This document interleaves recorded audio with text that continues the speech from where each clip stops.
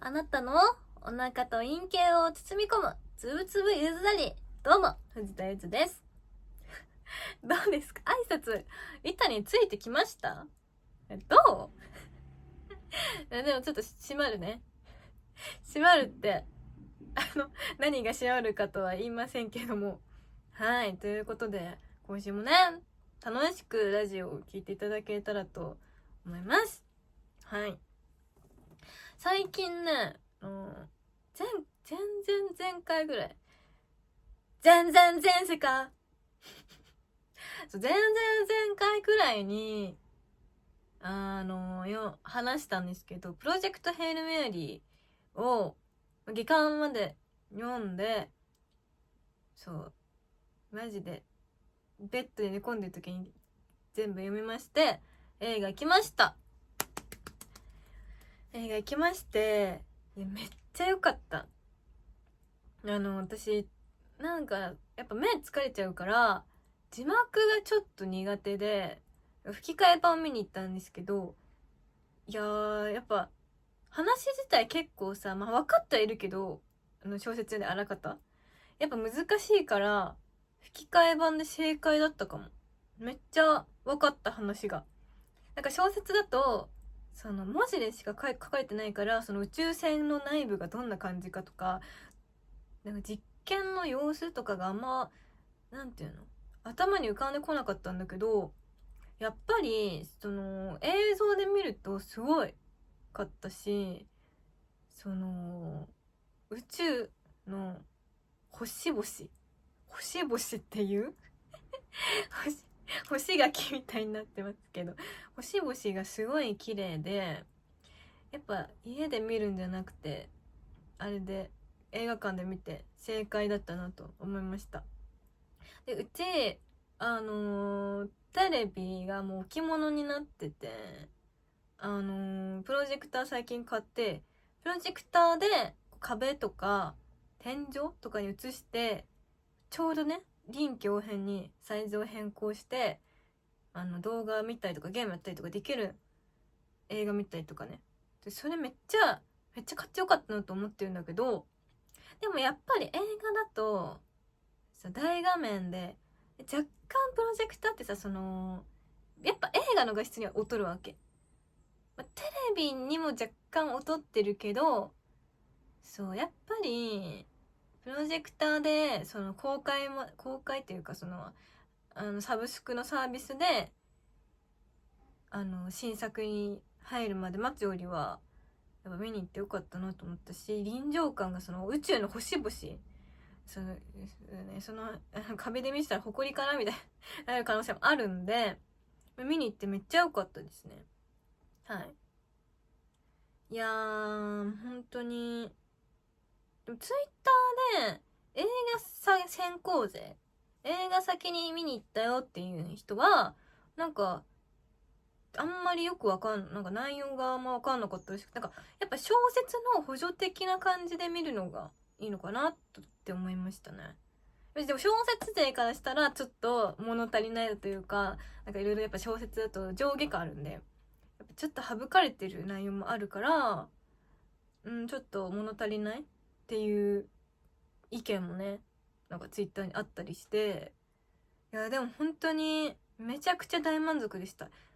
なんかね、普通の映画が80分とか、まあ、広告とか合わせて100分とかだと思うんだけど、プロジェクトヘルメールなんか結構長くて120分くらいあったのかな。でも結構ね、全然寝ずにというか、画面もさ、その宇宙の画面とか暗い時間も多いんだけど、もう120分があっという間に感じるくらいめちゃくちゃ面白かったし、いやーなんか主人公の俳優さんがすごい主人公感があるっていうか、小説でこんな感じのアメリカ人かなと思った人、なんかまんまというか、すごい小説の人物像に合ってた感じ、わかんないけど、なんかだからすんなり話に入り込めたというか、よくさ漫画の実写化とかでこの俳優さん良くないみたいなとかあったりするじゃん。でも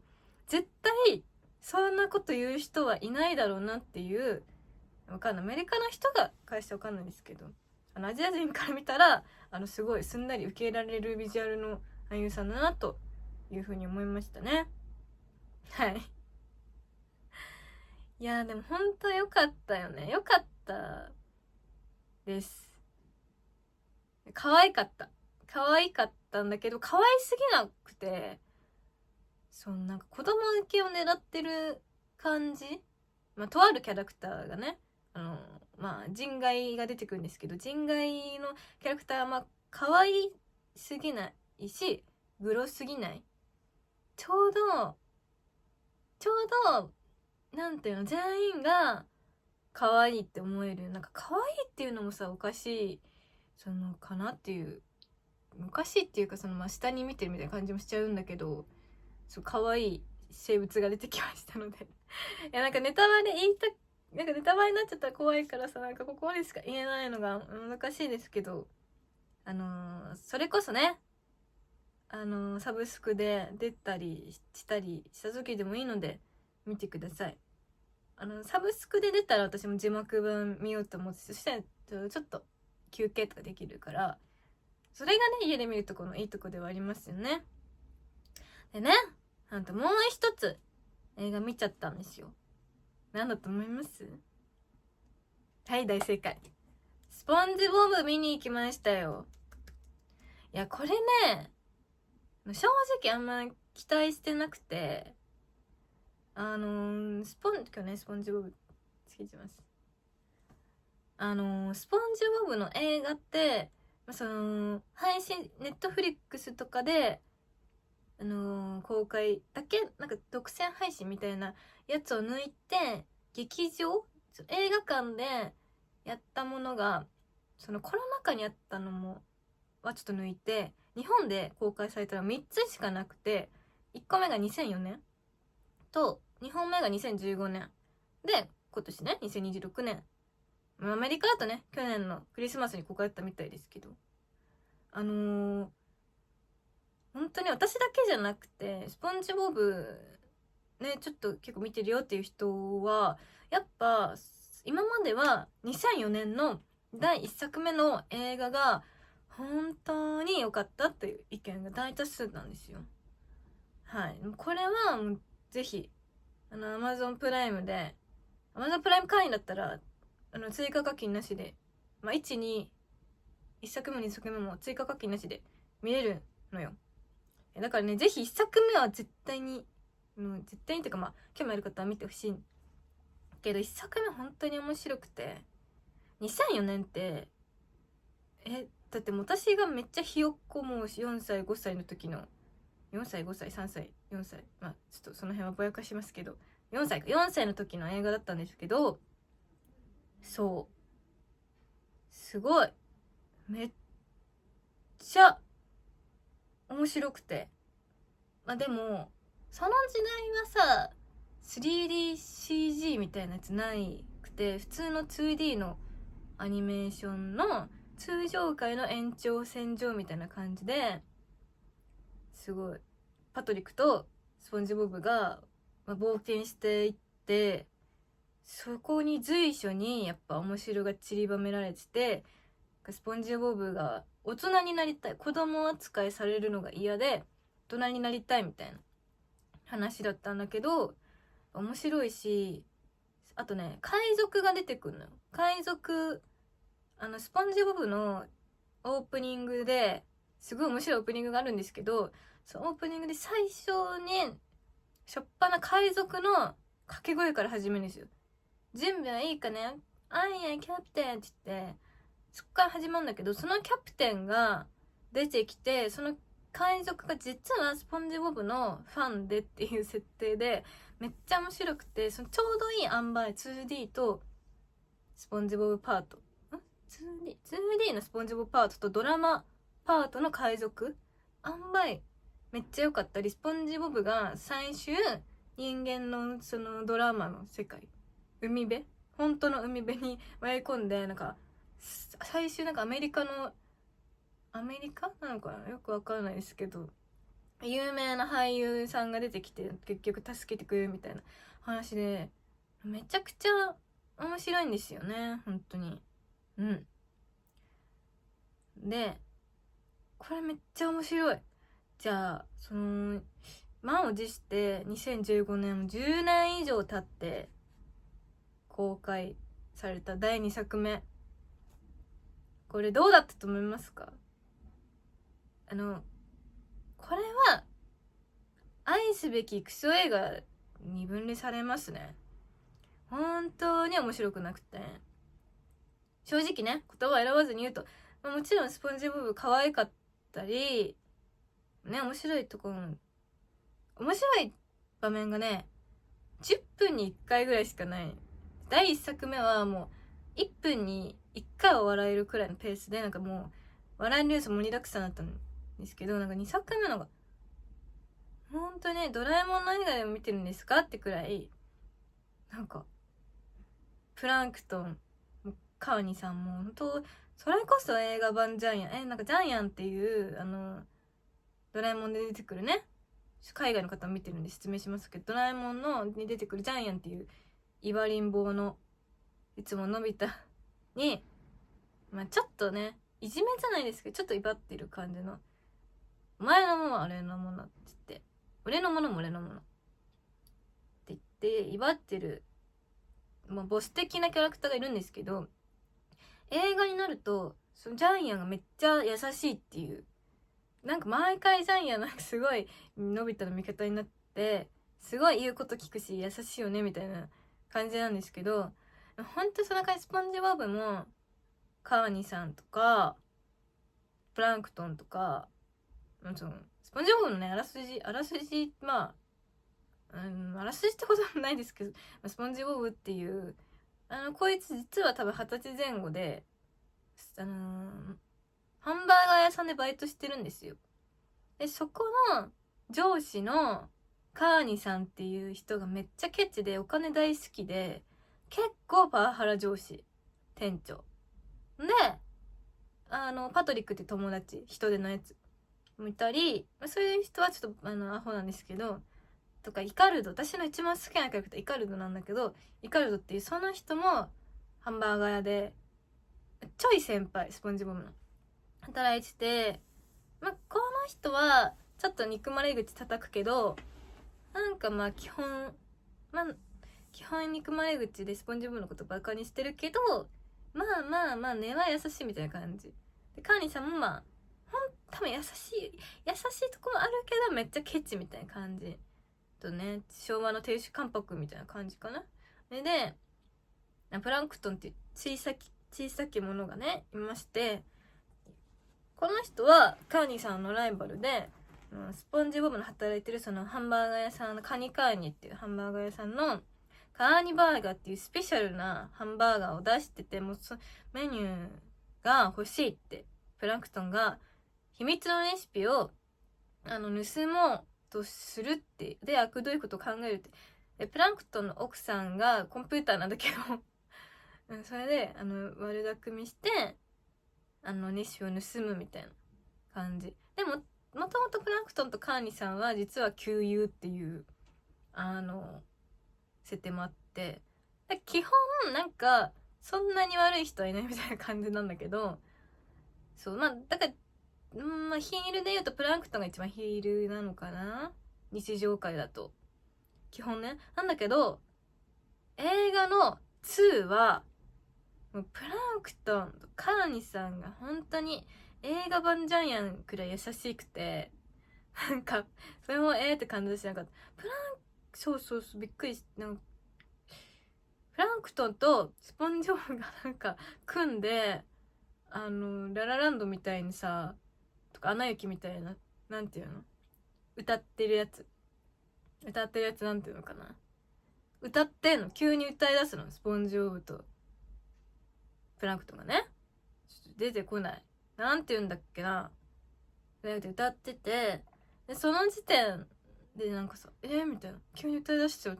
その歌も別にそんなに面白い、なんか真面目な歌、一緒にフレンドシップを結ぼうみたいなすごい真面目な歌でと思って、でその後も最終的に海賊も出てくる。その1に出てきた海賊とは違う海賊が出てきて、なんかその海賊のパートがめっちゃ長くて、しかも全然おもんないパートで、最終その人がカーニバーガーのレシピを盗んだっていう。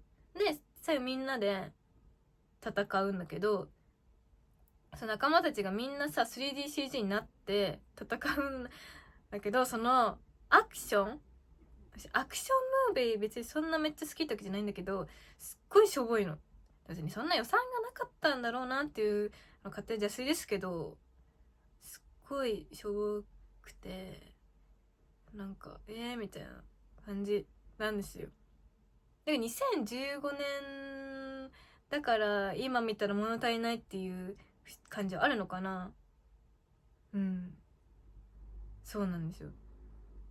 なんかすごいこうド派手なアクションじゃなくて、結構地味に空気砲みたいな、なんか地味にダンダンダンダンダンって銃撃ったりとか、なんかもうなんかそのシーンが本当に何回見ても寝ちゃうんだよね。本当に申し訳ないけど。で唯一面白いのはサンディっていうリスのテキサスから来たリスのキャラクターがいて、その子は本当にリスだから海の中ではね酸素のねかぶり物をして過ごしてるんだけど、サンディがその海賊と戦う時に実写の本物のリスになるっていうところは面白かった。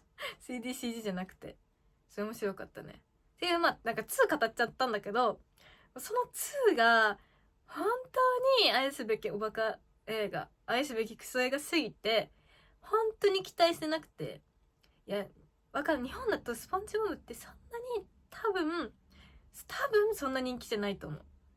多分ね、絶対ちんまる子ちゃんとかコナンとか、今ねコナンの勢いすごいよね。なんか今映画やってるらしいんですけど、電車の時刻表ばりになんか5分おきとかに上映してるところもあるみたいで、すごいなと思います。コナンね、昔は見てたけど、なんか全然めっきりもっきり安室さんの正体がどちらあたりからの私全然わかんないんですけど、なんかコナン好きな人いたらぜひ私に知識を教えてください。そう、スポンジボブってやっぱアメリカのキャラクターだし、全世界みんな知ってるっていうのもあるから、みんなと世界中の人と喋るっていう利点はあるものの、日本でそんなにグッズ展開もないし、なんかぼちぼちって感じなんですけど、だからやっぱね、でも侮ってたね。めちゃくちゃ面白かったし、3DCG のクオリティ高すぎて、やっぱアメリカがやっぱすごい金出して、アメリカだと人気なのかな、スポンジボブって。多分絶対人気だよね。じゃなかったら20年以上も続かないと思うんで。そう。めちゃくちゃ良かった。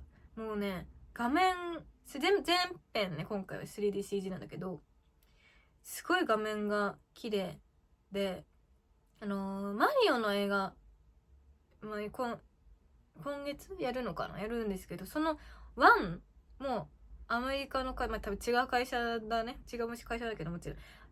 マリオの1の 3DCG のすごい綺麗な画面と同じくらい綺麗で、なんかスポンジボブがこんなになんか表情豊かに 3DCG で可愛く動いてるっていうのが本当に嬉しかったし、やっぱ本当に川西さんがめっちゃヒーロー役ってわけじゃないんだけど川西さんが本当にポンコツすぎて、川西さんのポンコツなところがすごい出てるのが面白かったし、本当に可愛い、ずっと全編可愛いスポンジボブ可愛かったし面白かったし、本当笑える要素が本当その前作は10分に1回と今回は本当に50秒に1回とかで本当に面白くて、いやっぱ前回のがちょっと多分世界的にもチャット GPT にも聞いたの、スポンジボブの映画の2作目の評判ってどうですかって聞いたら、結構やっぱみんな第1作目の方が好きらしくて、やっぱちょっと落ち込んじゃったから、やっぱそれを覆すすっごい面白さで、いやー本当に期待してなくてごめんって思ったね。そう、スポンジボブがその海賊、これも大人になってカーニさんに褒められたい、上司に褒められたいってなって、そう海賊船に乗って大人としての勇敢さとかそういう能力を身につけたいみたいな。で海賊船に乗ってみたいな冒険するみたいな話で、すごいやっぱワンとねちょっとテーマは似てたんだけど、やっぱスポンジボブが大人になりたいみたいな。実際本人だからコナンの逆だよね。コナンって頭脳は大人、体は子供、見た目は子供、頭脳は大人、頭脳面積名探偵コナンでしょ。スポンジボブ逆で、見た目は大人、大人に見えるか分かんないですけど大人で、体は大人、心は子供みたいな感じで、やっぱ大人になりたい節があって、それがやっぱ面白いね。今回プランクトンの出番が全然なくて、それちょっと寂しかったっちゃ寂しかったけど、逆にそのいつもレシピを盗もうとするのはありがちな展開だから、逆にそういう展開じゃなかったのがすごい新鮮味があって面白かったですね。本当に映像が綺麗すぎて、で音楽とかもめっちゃ良くて、最後のエンドロールのオーケストラのエンドロールとかもありがちじゃないですか。その音楽がちゃんと海賊船に乗ってスポンジボブの気持ちとか、なんか探検してる時の様子とかなんかイメージした感じの曲で、もうそこで私もボロ泣きしてて、なんか本当にいい映画だったなと思って、曲が最後のオーケストラも良くて泣いちゃったけど、多分会場で泣いてるのは私だけだったり、あとは子供とかお子さんはねいっぱいいて微笑ましかったですけど、あとはほんとスポンジボブガチ勢のいっぱいカバンにジャージャーつけてる人なんかねであとはカップルがいっぱいいて、なんか映画見るかってなって、たまたまフラって入ったらスポンジボブやってるじゃん見ようっつって、多分前期にねスポンジボブが使われてて、それはすごい私の隣もカップルですごい結構イチャついてて、スポンジボブを前期に使ってやがるってちょっとはいムーっとはしましたけど、それ以外ね素晴らしい映画でございました。なので皆さんも今ね多分コナン様がすごい上映されてるのでっていうのもおかしいか、スポンジボブのね上映回数減っちゃってますけど、もしアマプラとかに出たら皆さんぜひぜひチェックしてみてください。すごいね映画の話しちゃって結構ここまで話したんですけど、今日はスペシャル回ということでつぶつぶゼリー初のゲストをねお迎えしました。家に呼んだわけじゃないんですけど、この前のイベントの控室でちょっと撮ったので、そちらの映像をご覧ください。どうぞ。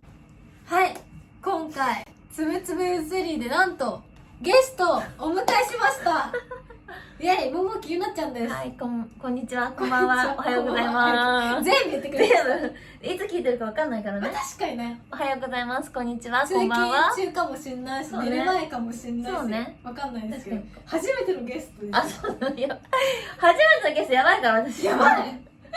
いやでも本当に。でもおなじみなのだったらみんな聞くんじゃないかな。イベントで、はい、今日は一緒になりまして。はい、ありがとうございました。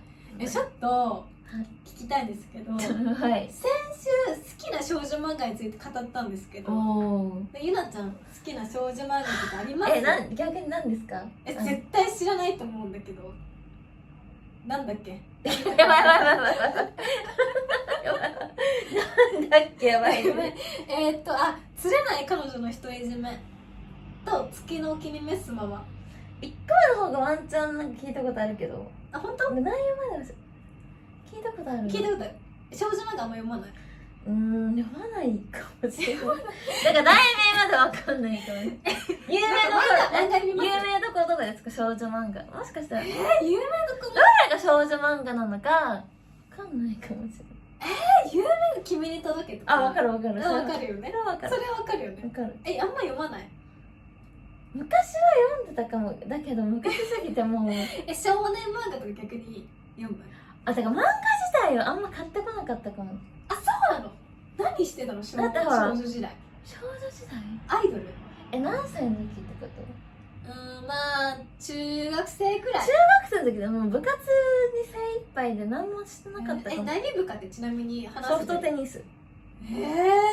高校は？高校は通信だったからあ、バイトコンビニそういろいろバイトしてるってさっきね聞いたんだよね。そう私でも中高一貫校だったんだけど。お嬢様？違う。お嬢様？受験したの。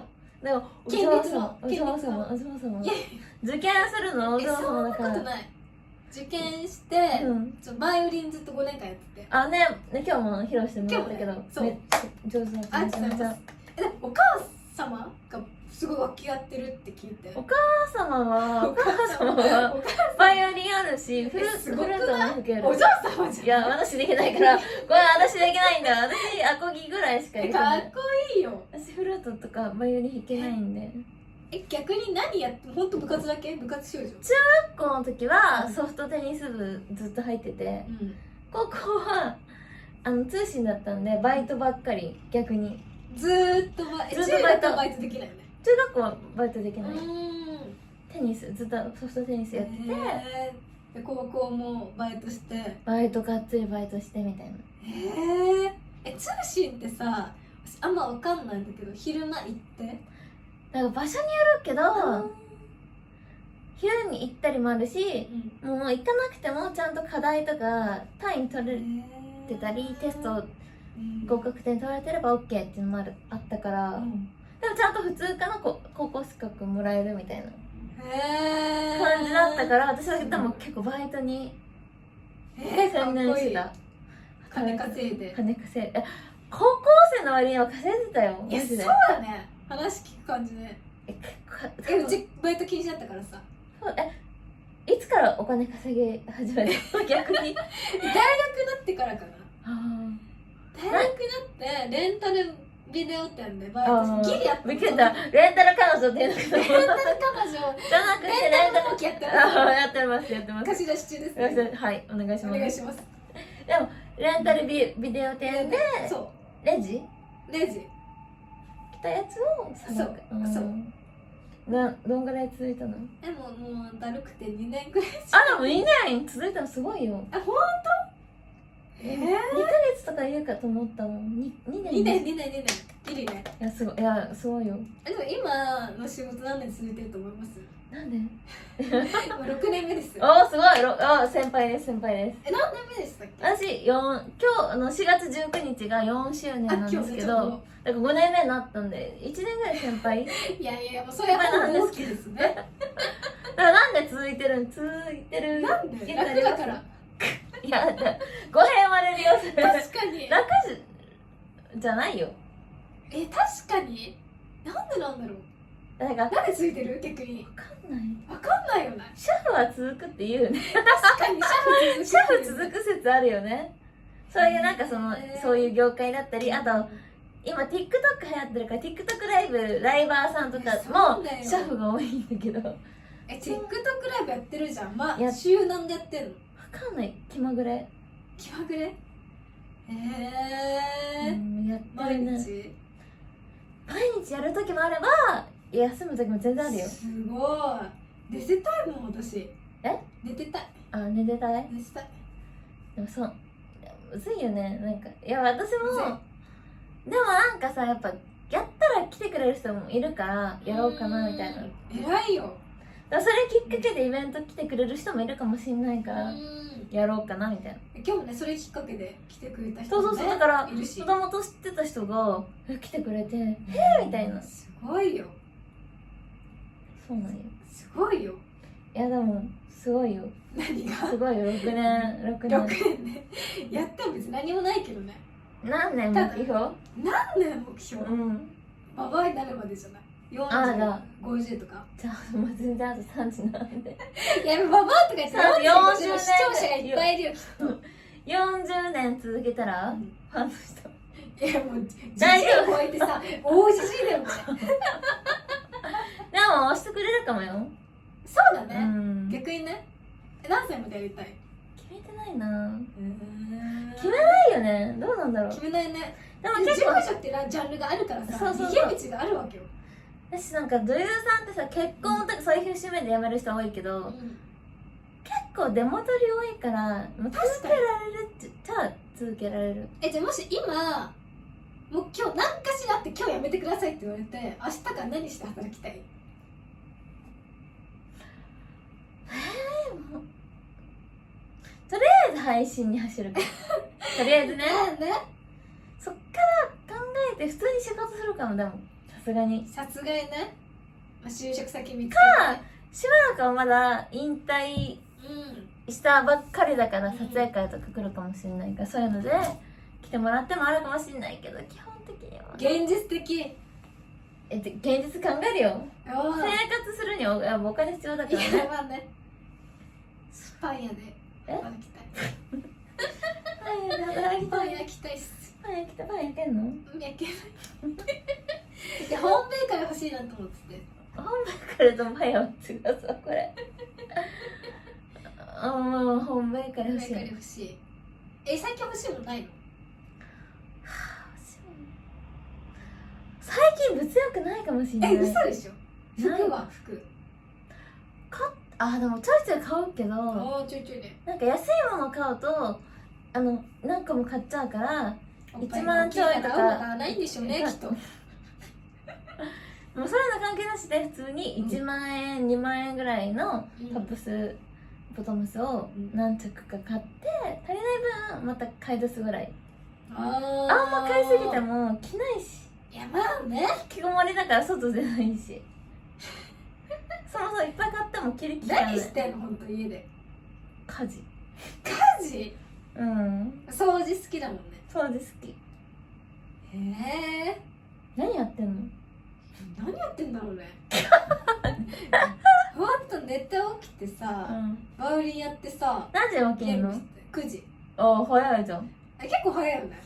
でなんか、携帯見てさ、携帯見てたの3時間ぐらい経つじゃん。まあでご飯食べて食べない時もあるけど、で買い物行ってさ、夕方なわけで YouTube 見て、夜じゃなくてご飯食べて。いやそうなるよね。そうなるよね。そうなる。でこれを本当受け入れてほしい。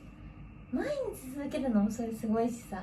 いや無理普通に。いや休みってそんなもんだよね。そうだよ。いやでも分かんない、聞いてる人は一生懸命生きてるかもよ。せっかくの休みだし。そうだね、申し訳ない気持ちいっぱいだよ。今日ちなみに何時に起きたの？今日は今日8時半。ちょっと早いわ。ちょっと早い。7時半から8時の間。いや早いじゃん。ちょっと間持たしての7時半から8時半。なんか最悪8時には絶対起きたいから、早めにアラームかけての7時半。そっからもう掃除したりとか洗濯したりとか。毎日掃除ってするの？掃除機はかけんじゃない？かけない？私も2週間ぐらいかけてなくて最近ロボット掃除機買って、それでちょっとやり始めたんだけど、何日に1回かければいいんだろうと思って。結構綺麗になるからさ。毎日やった方がいいのこれ？いやでも人それぞれだな。なんか他に気になるな。私も掃除機はかけるけど、モップはちょっと間を置くかもしれない。なるほどね。クイックワイパーみたいなのはちょっと間を置けるかな。なるほどね。クイックワイパー買ってよ。真っ黒いやつ。黒いの。黒い全部黒い。白なんだ。白買ってる。ちなみに YouTube とか見ないの？見るよ。見るんだ。なんかどういう系見てる？それこそだからモーニングルーティン、ナイトルーティン。女子が見るやつだ。Vlog。女子が見るやつ。何見んの逆に？こいつダメだ。何見んの？逆にでもほんと東海オンエアとかさ。見てたよ。コロチャンネルとかさ、わからんか。分からなかっファンはた。ファンは見てるの？何見てるんですか？教えてください。見てないな。Vlog か、旅行 Vlog みたいな。うん。ちっちゃいのでもいいと思うよ、ショート動画とかで出せばいいし。出せばいいし、私に言ってる。そう出せばいいと思う。めんどくさいよ、私の Vlog なんて寝て起きて。でもさ、ちょっと編集するだけじゃん。じゃあ昼ご飯これです。ちょっとそば入れたやつだよ。いい関係ない関係ない。本当？バイトとかじゃないから。夜食べない時もあるよ。いいじゃん。今日食べませんでした？食べませんでした。大丈夫？いけるいけるいける。責任。俺はこれ食べたよってリップくるかもしれない。コメントとかさ。そうよね。なんか影響を受けたものとかないの？私はももきだっつって。いや、いける。菊池だっつって。影響を受けないタイプかも。あんま関係ないかも。あるの？逆に知りたい。ないんじゃないか。なんかお笑い芸人とかさ。ある？お笑い芸人。ない。でもラランドとかね。ラランドさや影響ないの？ない。あるの？ない。いや、あるんじゃんかなみたいな。一番やばいからそれは。確かに。でもまあ見てる人はワンチャンいつも通りの会話だな。確かに。でもなんか今日大木さんの方がボケてるよ。ボケて私真ない面目で回答してるもん。そんなことないから。本当？拾ってるよ私の方が。本当？うん。そうだよそうだよそうだよ。本当？うん。ちょっと YouTube なんでここの谷間がバンされる可能性もないんじゃない？ないの？大丈夫？大丈夫ですか？いや、これはいける。本当？いけるいけるいける。いける？うん。大丈夫？低評価ボタンを誰も押さないこと。いけるよ。そうだね。押されたことあるの？なんか過去の動画はあったね。なんかマネージャーのドッキリを仕掛けてみたとか。いけるよ。圧がせとか。100均のさ、ガムあんじゃん。こうやって指を噛むやつ。それでドッキリを仕掛けてみたって言ったら低評価ついてる。多分運だよ。運だね。でもつぶつぶゼリーで低評価つけた人はいないので。じゃあもし低評価つけたらあなたは第一人者ということですね。低評価つけない。嘘でもつけないでくださいね本当に。やばい自分ダメだよ。やばいダメです。でもまあ大丈夫でしょ。なんか将来さどういう家に住みたいとかある？今思いついて。今 LGK だから 2LGK にしたいよね。 2LDK って2個リビングとダイニングがあるの。2個キッチンある。2個はちっちゃい全部2個ずつ。部屋が2個ある。キッチンは別。2つ ?1 個。1個。ダイニングは1個。1個。L ってなんだっけ？リビングが2個。1個。2LDK と部屋が 2部屋ってこと？むずっ。やだ。私防災育ちたいです。ありがとうございました。防災のある家に誰か住ませてください。ありがとうございます。これ締めなんか締めない。こんな締めなの？わかんない。ゲスト会初めてですから。なんかいつもの締め見たいわ。見届けにしたいんで。でもこの後お便り一人で読みます。じゃあお便り読んでくれるみたいなんで、お便り送ってない方はないかないけど Google フォームで送ってください。はい、全部 NG なしで答えるみたいなんで。 NG あります？ゴキブリの話とか。虫ダメらしい。じゃあ私と同じだわ。虫 NG なんで。お化け NG です。お化けと虫 NG 以外なんで、以外は答えられるんで。お化けはギリいいか。どう思う？人にやばい。でもとりあえずお化け三角で虫は NG で。そうだね。この後虫だけは NG です。この後止めないで質問コーナー見てください。ということで第1回ゲストのいや2回目あるかどうか分かりませんので。白の目を次に。じゃあすみません、1回目のゲストは私で。ありがとうございました。ありがとうございました。つぶつぶゼリー。つぶつぶゼリー。みんな聞いてください。聞いてください。バイバイ。ははい、ということで初のゲスト桃木ゆなちゃんをお迎えして、今回つぶつぶゼリーお送りさせていただきました。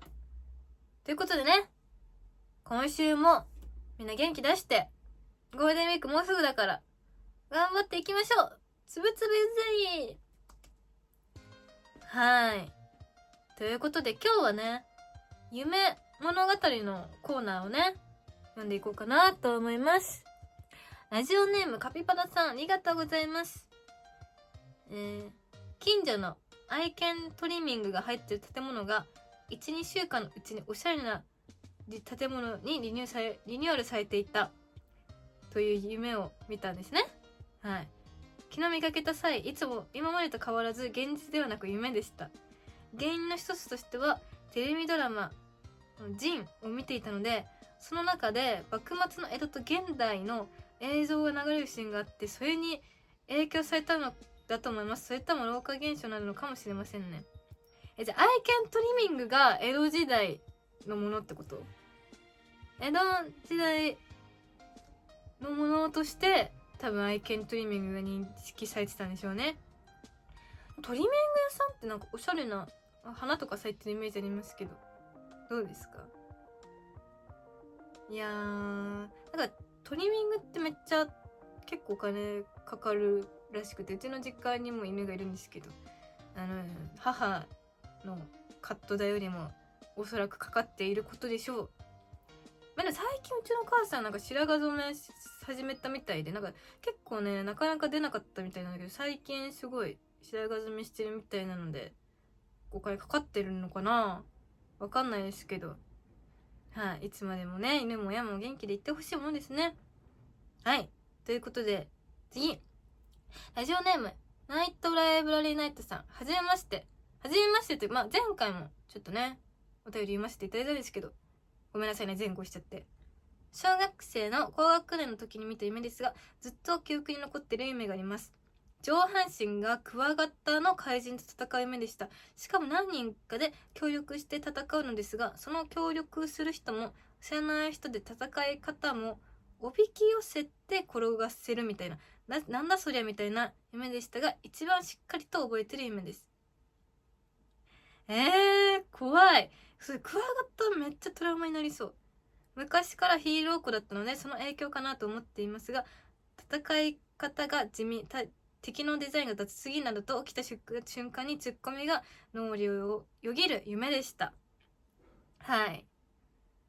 クワガタ、上半身クワガタか。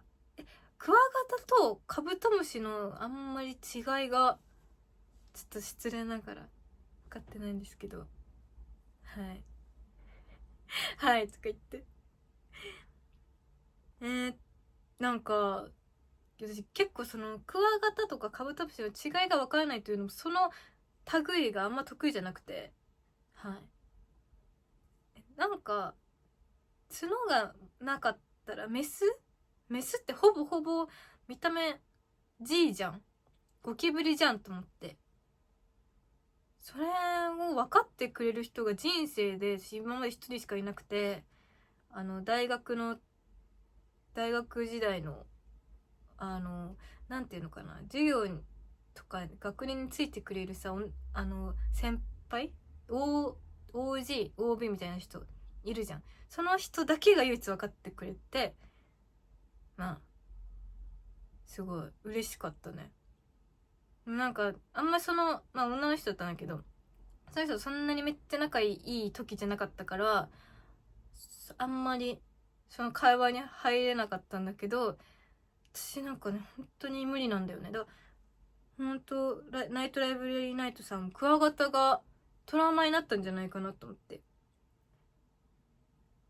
なんか結構さ、もう知らない人同士で連携しておびき寄せて転ばせるなんてさ、結構卑怯な戦い方というか、絶対こっち側、そのクワガタと戦う側としてはめっちゃ不利な状況じゃん。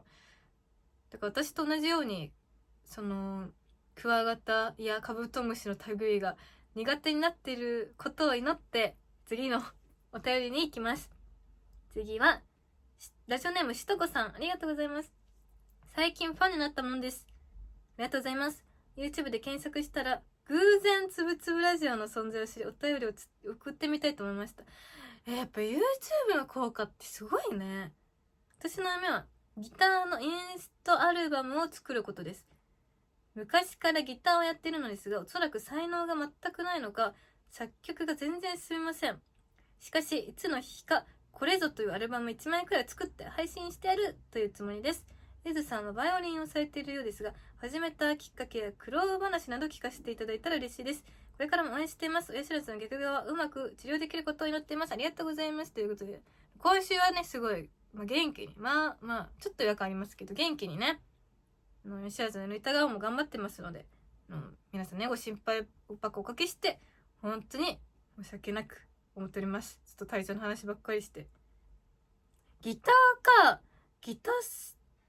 でもさ、才能ってさ、その作曲の才能はいまいちないかなってことで、でも弾けること自体がすごいと思ってて、というのも、私バイオリンは中高一貫校に通ってて、その時にバイオリンを部活で始めたんですよ。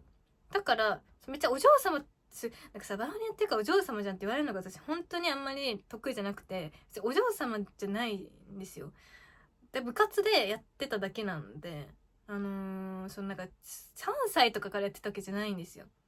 で、部活なんとなく入って、なんとなくやってて、みたいな感じで、すごい情熱を持ってやってたのかな。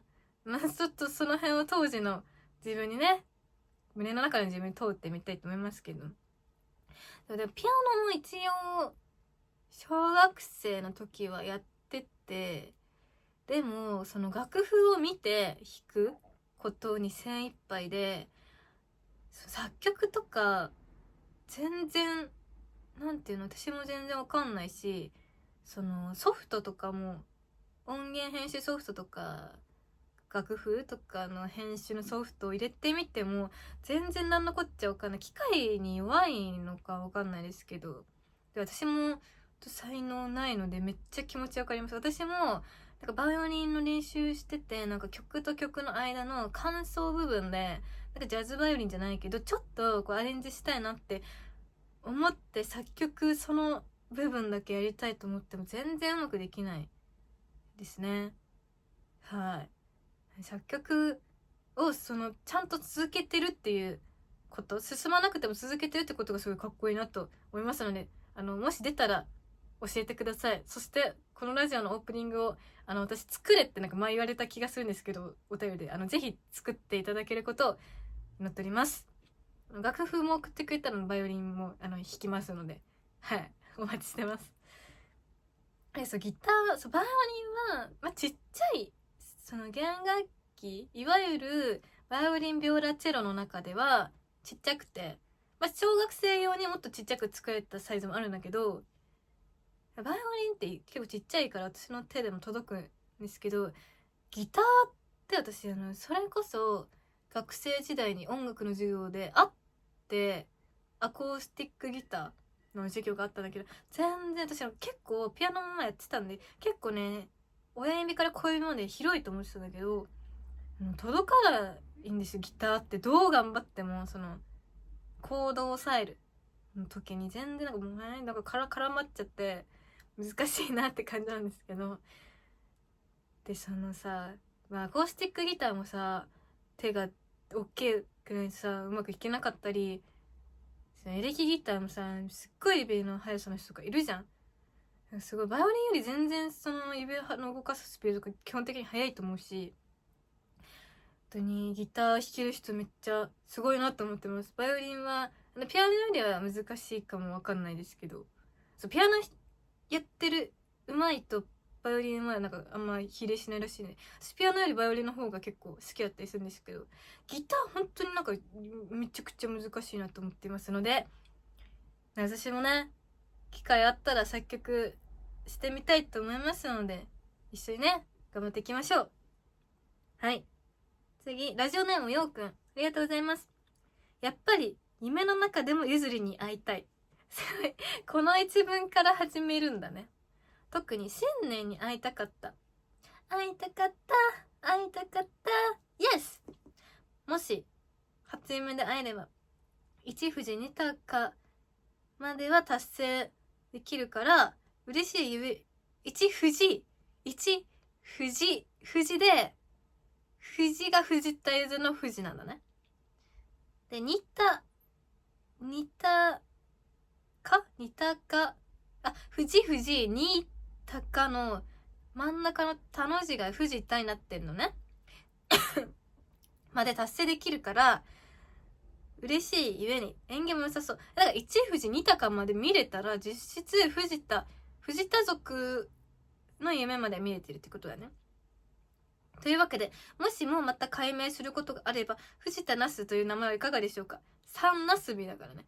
一番その縁起がいいものとして、1番目が一富士、2番目が二鷹、3番目が三那須美。縁起がいい女優ということで、新年のイベントに引っ張りだこ。ついでに縁起がいいということで、演技もますます上手くなりそう。いつか那須門と呼べることを夢見てます。でもさ、ゆずもさ、鏡餅の上にゆず乗せない？ゆずじゃない柑橘の可能性もあるけど、ゆずを乗せてる家も絶対あると思うので、私はもう演技も上手だし、演技もいい女優なので、ナスか三ナスビの後もさ、あったよね。続きがあって、一富士、4センス。センスよくない？藤田センスにしたらセンスなんかすごい。足が、なんかちょっとエロい感じの M 字開脚感があるような感じだし、センスもあるということで。はい。そうですね。で、5、タバコ。藤田タバコ。タバコみたいな。タが続くのはあれだね。言いづらいですね。座頭？毛がないことを座頭って言うんだ。座頭市っていう映画あったよね。毛がない。怪我がない。毛がないのダブルミーニングみたいですね。座頭、藤田にしましょう。藤座頭。でも、頭は、坊主にしたくないので、藤田センスかやっぱナスだな。